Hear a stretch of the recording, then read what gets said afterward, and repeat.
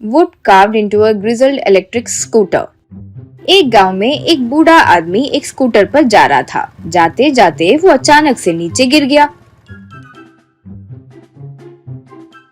तब वो बाप रे बाप यूं पुकारने लगा। वो देखने के बावजूद भी किसी ने परवाह नहीं की और ऐसे ही जा रहे थे। वो देखते हुए ही कुछ लोग तो चाय भी पी रहे थे। वहाँ चाय पी रहे पड़ोसी गांव का एक आदमी ये देखकर, कैसे लोग हो भाई आप लोग, सामने ऐसे आदमी नीचे गिर गया तो ऐसे ही क्या देख रहे हो, इंसान नहीं हो क्या, कहकर उसकी तरफ जा रहा था तो उसे रोक कर एक आदमी, रुको भाई रुको, आप इस गांव के नहीं लगते हो। आपको उस बुढ़े के बारे में कुछ नहीं पता। वो बहुत जिद्दी है, जो भी कहो वो नहीं सुनता। उसे स्कूटर चलाने से मना भी किए तो वो ऐसे ही चलाएगा। उसे रोज नीचे गिरने की आदत है। तुम छोड़ो, वो ही खड़ा होकर चले जाएगा। यूं कहा तो वो वैसे ही खड़ा होकर स्कूटर लेकर चले गया। घर पर बूढ़े की पत्नी, क्यों भाई फिर से नीचे गिर गए, सुना क्यों नहीं सुनते भाई तुम्हें स्कूटर चलाना नहीं आता, कहने पर भी तुम सुनते ही नहीं। वो लेकर ही जाते रहते हो और जब भी जाते हो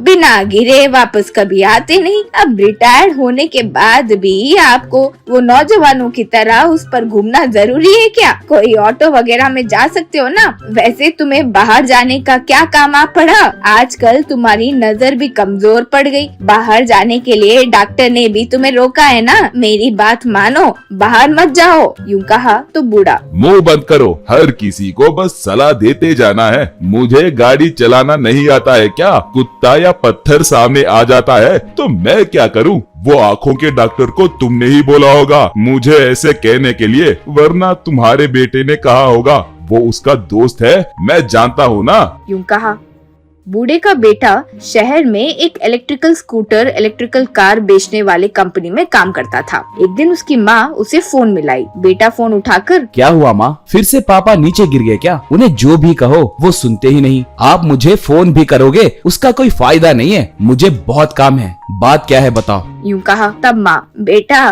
तुम्हारे पिताजी बार बार नीचे गिर रहे हैं सोचकर उन्हें बिना बताए वो स्कूटर ही बेच दी। तब से तुम्हारे पिताजी पागल हो गए। एक बार तुम तुरंत घर आ जाओ, फोन पे बता भी नहीं सकती कि क्या हो रहा है, कहकर फोन रखी। बेटा तुरंत घर आया। वहाँ देखा तो पिता एक लकड़ी के स्कूटर पर बैठकर यूं गाड़ी चलाने का नाटक कर रहे थे। तब माँ, आ गए बेटा, देख रहे हो ये कैसे पागलों की तरह कर रहे हैं। हाल ही में स्कूटर चलाना, नीचे गिरना, चोट खाना, ये सब बहुत ज्यादा हो गया था। वो नहीं देख सकी तो स्कूटर बेच दी। वो बर्दाश्त नहीं कर सके तो ऐसे कारपेंटर से ऐसे लकड़ी का स्कूटर बनवा कर अब उससे नीचे नहीं उतर रहे। और काम वाली गांव में जिसने भी पूछा या जिसने भी नहीं पूछा, सबसे ये बात कहती फिर रही है। बाहर निकलूं तो देखती हूँ कि बस सब हंसते जा रहे हैं। छी छी, क्या है मेरे कर्म, यूं बोली।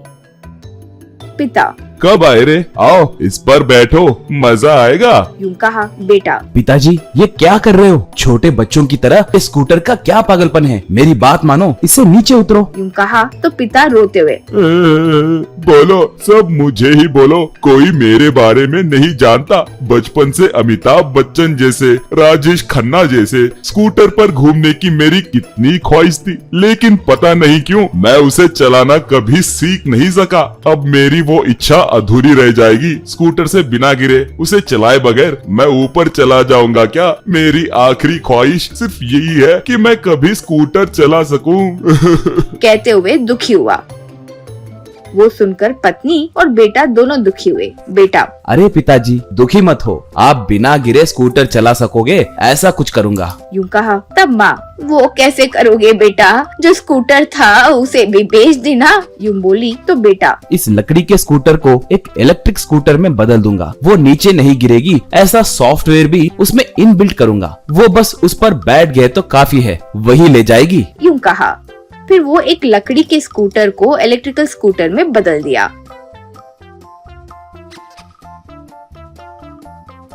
अब वो बूढ़ा आदमी उस पर बैठता तो वो अपने आप उसे ले जाती थी।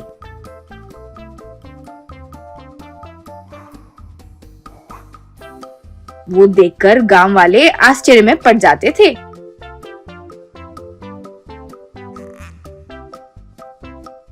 Jail thief escape. मेघराज और गंगराज नाम के दो चोर रहते थे। वो दोनों मामूली चोर नहीं थे, बल्कि लकी चोर थे। कहे तो वो लक उन दोनों को नहीं, मगर वो जहां चोरी करते थे उस घर वालों को या फिर उस बैंक वालों को अगले दिन भाग्य किसी न किसी रूप में मिलता था।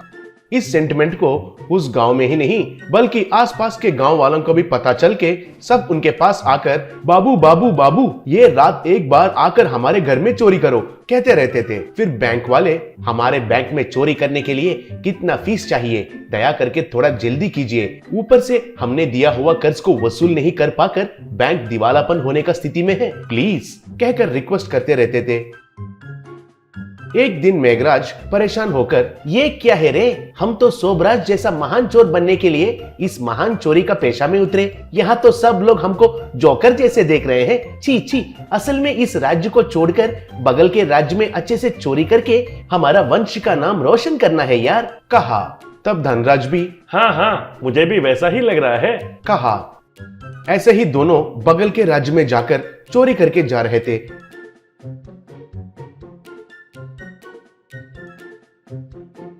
तभी उस घर का मालिक उन दोनों को गले में लेकर पकड़ लिया और फिर, इस हेड कांस्टेबल कपाड़िया के घर में ही चोरी करेंगे, इतना हिम्मत, कहकर दोनों को बांधकर लाइट लगाकर उनको देखा। फिर वो एक ही बार चौंक गया और, आप लोग हो मेरे घर में चोरी करके मुझे भागी लाने के लिए देख रहे हो, अयो अयो अयो, मुझसे कितना गलती हो गया, आपके जैसे लकी चोर मुझे प्रमोशन दिलाने के लिए मेरा घर ढूंढते हुए आए हो, लेकिन इस मुंह से कितना गालियां दिया, कहकर रस्सी को खोलकर सोफा में बिठाकर, सुनो जल्दी से कॉफी और टिफिन लेकर आना, हमारे घर में महान चोर लोग आए हैं, कहकर चिल्लाया। फिर उसके बाद भक्ति से उनके हाथों में हथकड़ी लगाकर, आप जाएंगे क्या स्वामी, कहा। तब मेघराज, कहाँ जाना है, पुलिस स्टेशन, कहकर पूछा। तब कपाड़िया उनके गालों पर मार के, नहीं नहीं, आप जैसे लोगों को गलती से पुलिस स्टेशन लेकर जाऊंगा क्या स्वामी, सीधा जेल में ही लेकर जाऊंगा, कहा। और फिर उन दोनों को जेल में ले जाकर वहां पर कुर्सी पर बिठाया। वो देखकर जेलर, ये क्या है कपाड़िया, इन चोर कहीकों को बिठाकर उनका सम्मान कर रहे हो, दिमाग खराब हो गया है क्या तुम्हारा, कहा। तब कपाड़िया, हाय हाय हाय हाय, ऐसा मत कहिए सर, ये बड़े लकी चोर है, मेरा यहाँ आने से पहले बगल के राज्य में मैं मामूली सा कांस्टेबल का काम करता था, तब एक बार ये लोग आकर मेरा जेब में से पेन चुराए, तब मुझे ये लकी चोर है कहकर पता नहीं था, फिर अचानक से अगले दिन ही प्रमोशन पाकर यहाँ पर ट्रांसफर होकर आया हूँ सर, कहा। तब जेलर, चल हट, वो सब सिर्फ एक सेंटिमेंट है, ऐसा अंधविश्वास बातों पर मैं बिल्कुल विश्वास ही नहीं करता हूँ, इनको जेल में डाल दो, कहकर ऑर्डर दिया। फिर जेल में धनराज, यार मेघराज, ये क्या हाल हो गया है हमारा, हमको झुक झुक के प्रणाम करके आखिर में जेल में डाल दिया उस कपाड़िया ने, कहा। तब मेघराज, असल में ये हमारा खुश नसीब है या बदनसीब है पता नहीं चलकर मर रहे हैं, ठीक है पहले यहाँ से कैसे भागना है ये सोचना है, कहा।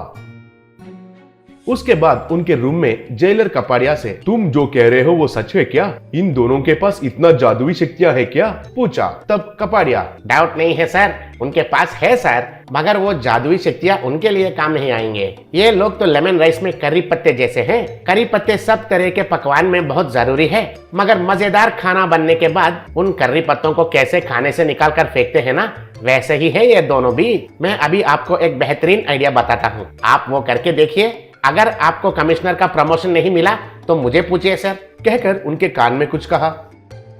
बाद में एक गार्ड आकर मेघराज और धनराज से, आप दोनों इससे पहले प्लम्बर्स थे ना, आपका हिस्ट्री देखने के बाद पता चला, तुरंत ही बड़े साहब के टॉयलेट में कुछ बड़ा सा रिपेयर करने के लिए 4 दिन आपको उधर ही रहना है कहकर कहे थे, रिपेयर के लिए जो सामान चाहिए सब वहाँ पर ही रखे हैं, कहकर उन दोनों को लेकर गया। तब धनराज, यार मेघराज, यही एक अच्छा मौका है हमें भागने के लिए, इस हथौड़ा, चिनाई और स्क्रू ड्राइवर से पहले इस दीवार में छेद बनाते हैं, फिर वहां का रूम से नीचे खोदते खोदते हुए जाएंगे तो वैसे ही बाहर तक जा सकते हैं, कहा। फिर जैसे कहा था वैसे ही दीवार में छेद बनाकर बगल वाले रूम में जाकर नीचे खोदना शुरू किए। थोड़ा दूर तक खोदने के बाद वहां से पानी आना शुरू हुआ। तब धनराज, अरे क्या है यार ये सब, यहाँ से पानी आ रहा है, यहाँ बोर गिरा है क्या, कहा। तभी वहां पर जेलर और पुलिस लोग आकर उन दोनों को गड्ढे में देखकर हंसने लगे। ये देखकर वो दोनों आश्चर्य हो गए।